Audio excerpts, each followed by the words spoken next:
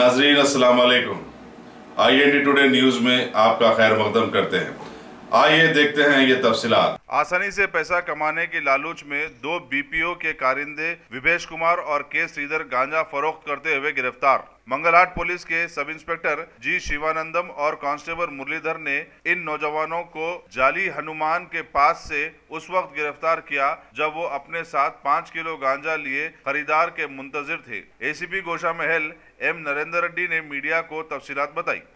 मंगलहाट के special team under the leadership of Shivanandam SA and his team under the supervision of Inspector Mangalat Srinivas Reddy while patrolling कर रहे तो जाली हनुमान के पास दो आदमी under suspicious circumstances they have gunny bag with their hands on seeing police वालों को देख के वो लोग भाग जाने को प्रयास करे तो अपना टीम उन लोगों को पकड़े और गन्नी बैग चेक करे तो उसके अंदर 5 किलो अंदाज़ा 5 किलो गांजा उन लोगों के पास मिले।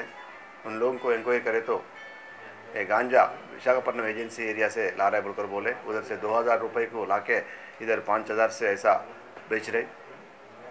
इसके पहले एक बार आके ये लोग इधर ही बेचे वही रेट पे और पैसे कमाने के लिए फिर दूसरे टाइम भी जाके विशाखापट्टनम जाके लेके आके आज धूलपेट एरिया में ये बेचने के लिए आए। पुलिस वाले उन लोगों को पकड़ गया। ये दो जना एक शुभम एक है और एक श्रीधर है। दो जना NPA शिवरामपल्ली के पास रहता है। लोग उधर से आके ये अपना धूलपेट में बेचने को प्रयत्न करे तो अपना पुलिस वाले इन लोगों को पकड़े। नहीं, पहले केस है इन लोगों का और धूलपेट में किसको बेचने को आया कि किधर बेचने का है इंक्वायरी चल रहा है। उन लोग अभी इंक्वायरी करे तो क्या बोल रहा बोलते कोई पूछे तो उन लोगों को देने को आया बोलकर बोल रहा। इधर ही बहुत चल रहा बोलकर मालूम हो गए तो अपना एक SI के अंदर एक 4-5 कांस्टेबल्स को एक टीम फॉर्म करके स्पेशल ड्राइव कर रहे।